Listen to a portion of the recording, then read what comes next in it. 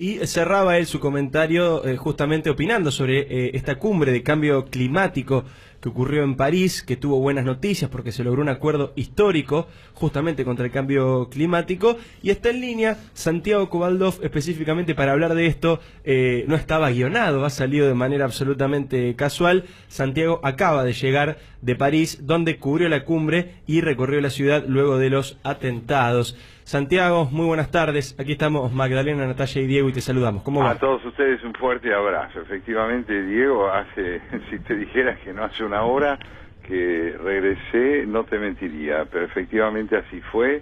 Estuve en París desde el 30 de noviembre hasta la noche de ayer, 13, y uno de mis propósitos fue, justamente con un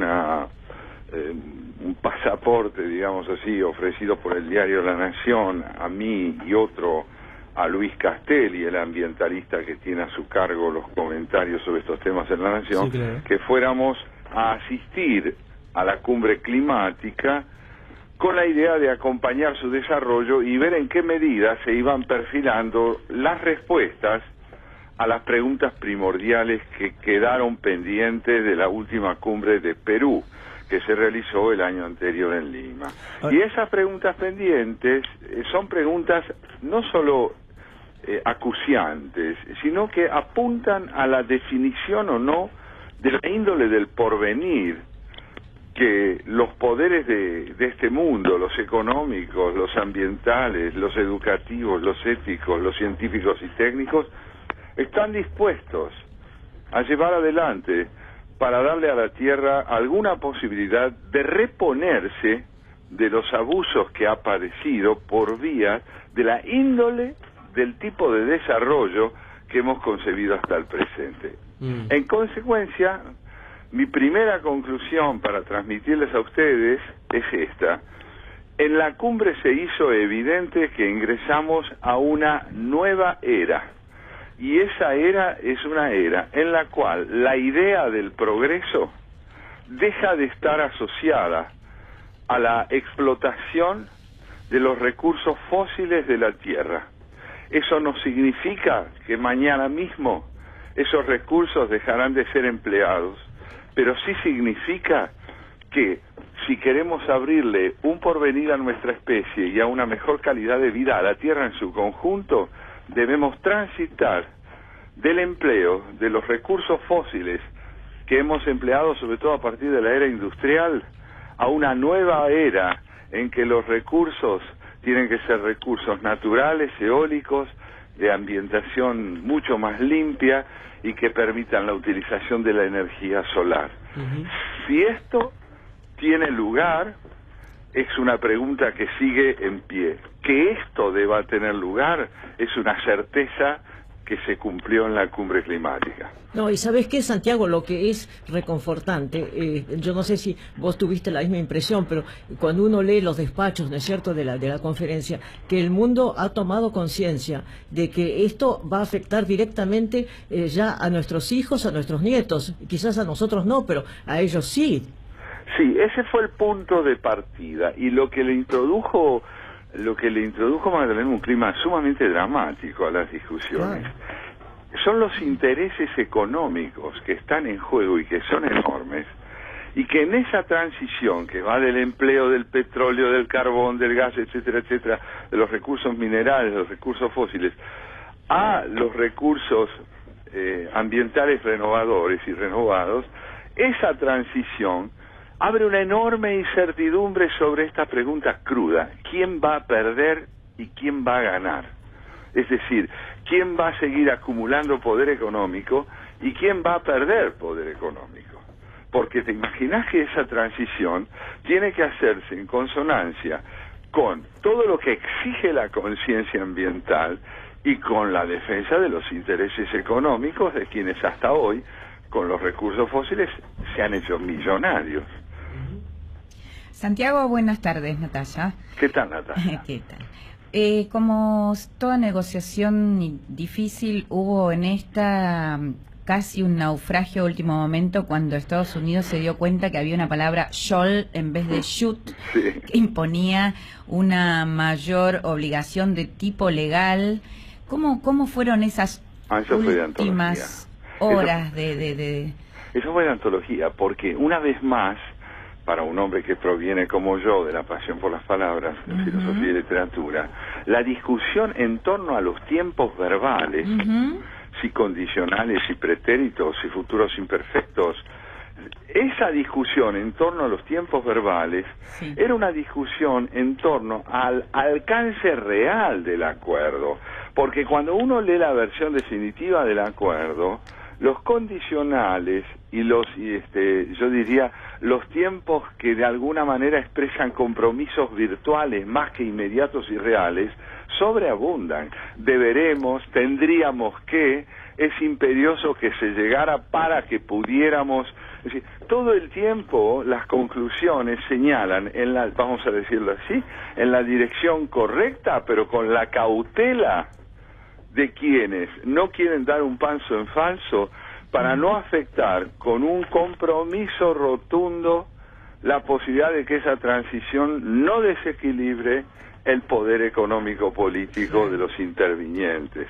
Y por otra parte, no todos los que allí intervinieron, Natasha, son naciones poderosas. Te puedo asegurar que escuchar los testimonios de pequeñas repúblicas asoladas por las aguas que en 10 años pueden desaparecer, islas, tierras como las de Siria, que tienen un 60% de tierras esterilizadas por la sequía, de manera tal que la migración no solo es hija de la guerra civil brutal que tiene lugar allí, también es el resultado de falta de alternativas laborales. Entonces, países que están urgidos por las necesidades de respuestas perentorias y de ayudas que no admiten aplazamientos en términos de años para poder empezar a sentir los efectos de su recuperación, esas naciones son las que una vez más han salido sin nada en las manos. Ahora, por ejemplo, Santiago, ¿no hubo preguntas, por ejemplo, a la delegación de Argentina acerca de por qué no hacemos un uso más intenso de la energía eólica que tenemos en la Patagonia con los vientos fuertísimos que en otros países como Israel, por ejemplo, son aprovechados permanentemente y no contaminan? Lo que ocurre es que la delegación argentina fue una delegación fantasmal. La delegación argentina, encabezada por el ex vicepresidente de la República, no tuvo protagonismo alguno. Allí la Argentina, muy bien representada por especialistas y diplomáticos que cumplieron muy bien su misión en la comisión del país, estaba liderada por un vicepresidente ausente. Y en esa estuvo, por ejemplo, Boudou se acercó al edificio del Bataclan, el café que fue ametrallado por los terroristas. Allí dejó sus flores y demás, pero no cumplió ninguna función protagónica real.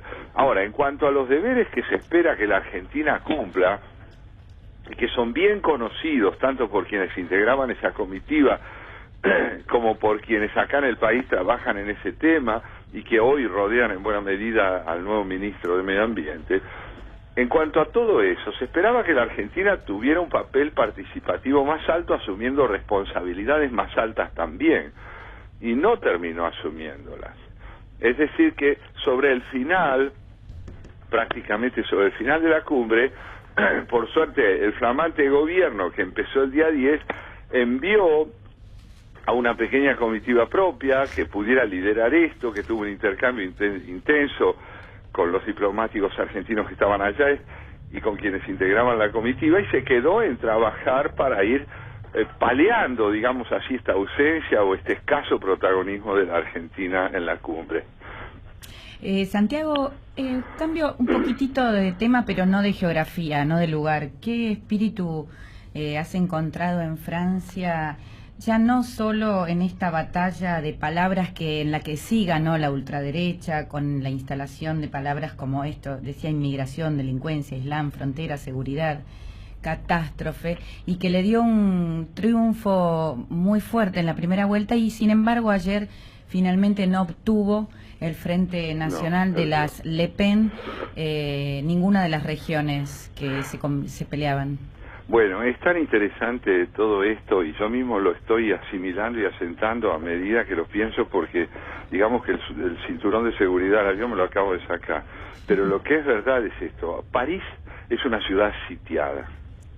Uno lo advierte, la tensión que hay en sus calles, esa dificultad enorme para reconstruir la vida cotidiana de forma tal que el miedo no devore el significado de los hábitos e impida el desarrollo de las actividades usuales, el silencio, las miradas, la carga de angustia que se advierte en los subterráneos.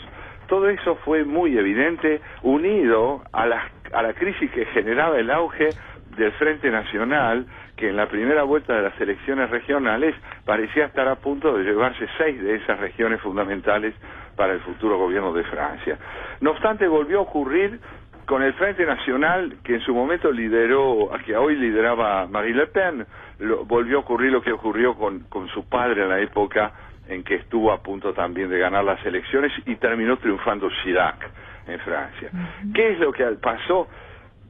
Esa reacción extraordinaria que tiene la ciudadanía democrática francesa, que es que ante un peligro muy profundo, que es el resultado de la fragmentación de las restantes fuerzas políticas democráticas, que carecen de unidad, ante un peligro como ese que proyectaba a Marine Le Pen, se unen sin alcanzar acuerdos en muchos detalles, pero con una convicción básica: Frente Nacional de extrema derecha, no.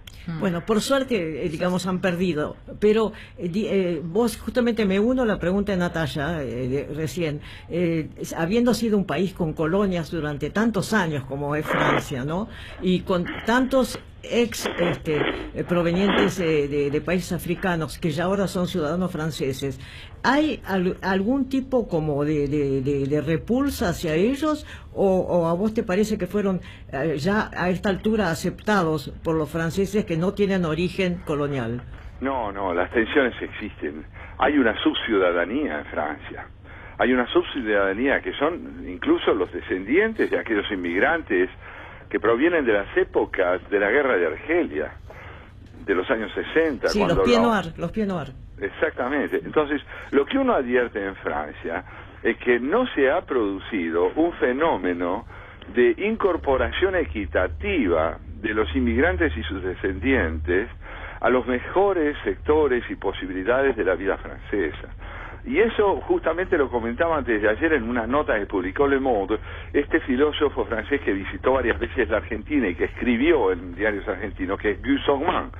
Guy Sorman decía: esta guerra hay que combatirla primordialmente dándole cabida, incorporación, trabajo y dignidad a quienes hoy se consumen en los suburbios de Francia, porque es allí donde se va a recaudar el resentimiento que después alimenta muchas veces las acciones de los sectores extremistas.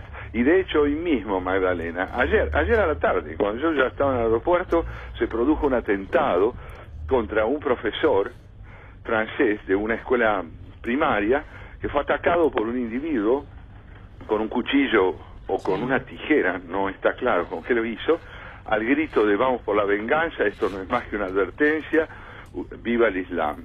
Entonces, ¿qué quiero decir con esto? Poco tienen que perder todos aquellos que han sido humillados, marginados y olvidados por quienes en su momento dijeron que les harían un lugar y no lo han hecho, prolongando con esto una política de exclusión que viene de la época de las colonias. Santiago, es un placer siempre conversar contigo, muy interesante, como suele ocurrir cada vez que conversamos con vos.